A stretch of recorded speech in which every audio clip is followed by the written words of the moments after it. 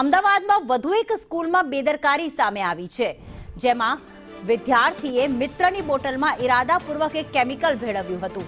કેમિકલની ગોળીઓવાળું પાણી પીતા તે વિદ્યાર્થી ત્યાં જ બેભાન થઈ ગયો હતો. ઝઘડાની અદાવતમાં ધોરણ 6ના વિદ્યાર્થીએ આ કારસ્તાન કર્યું, જેમાં રિસેસમાં મિત્રની બોટલમાં કેમિકલવાળું પાણી ભરી દીધું. મણિનગરની દુર્ગા સ્કૂલના પ્રિન્સિપાલ કેતન શાહે નિવેદન આપ્યું છે કે કેમિકલવાળું પાણી પીતા જ સામાન્ય તબિયત ખરાબ થઈ. ગોળીઓ નાખનાર વિદ્યાર્થીના વાલીઓ સાથે ચર્ચા કરવામાં આવી છે.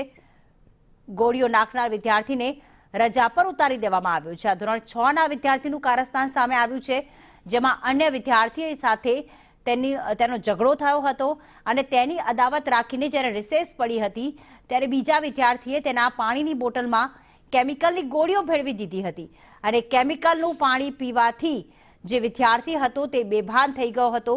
જો કે પ્રિન્સિપાલે તેના વાલીઓ સાથે ચર્ચા કરી અને તે વિદ્યાર્થી જેણે કેમિકલ ભેળવ્યું હતું તેને રજા પર ઉતારી દેવામાં આવ્યો છે.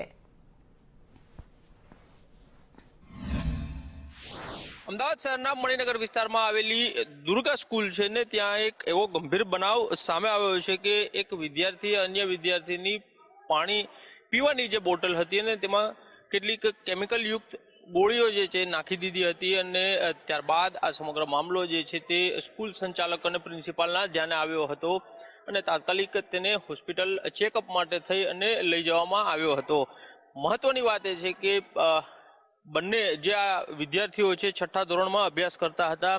સ્કૂલના પ્રિન્સિપાલ છે કેતનભાઈ શાહ, તેની સાથે વાત કરીશું. સર, શું કહેશો? આ બનાવ એક બન્યો હતો, ક્યારનો બનાવ છે અને શું ઘટના બની હતી?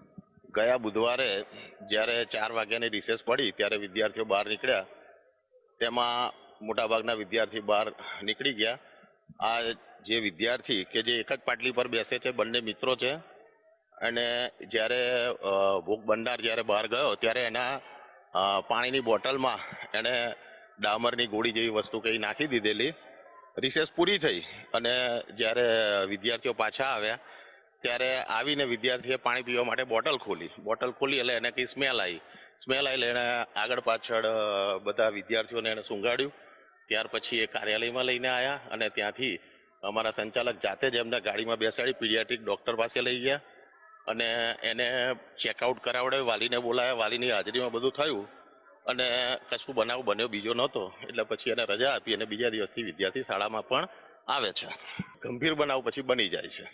તો જે પ્રિન્સિપાલ છે તે કહી રહ્યા છે કે આ 6ઠ્ઠા ધોરણનો વિદ્યાર્થી હતો ને તેના દ્વારા અન્ય તેનો જે મિત્ર હતો ને તેની પાણીની બોટલમાં ડામરની ગોળીઓ છે તે નાખવામાં આવી હતી.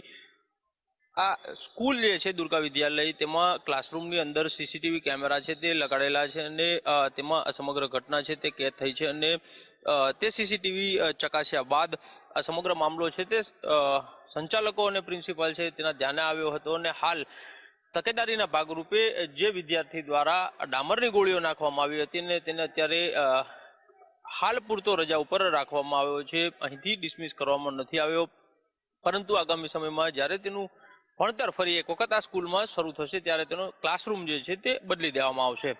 કેમેરામેન પુખરાજ શર્મા સાથે કશ્યપ જોશી, સંદેશ ન્યૂઝ, અમદાવાદ.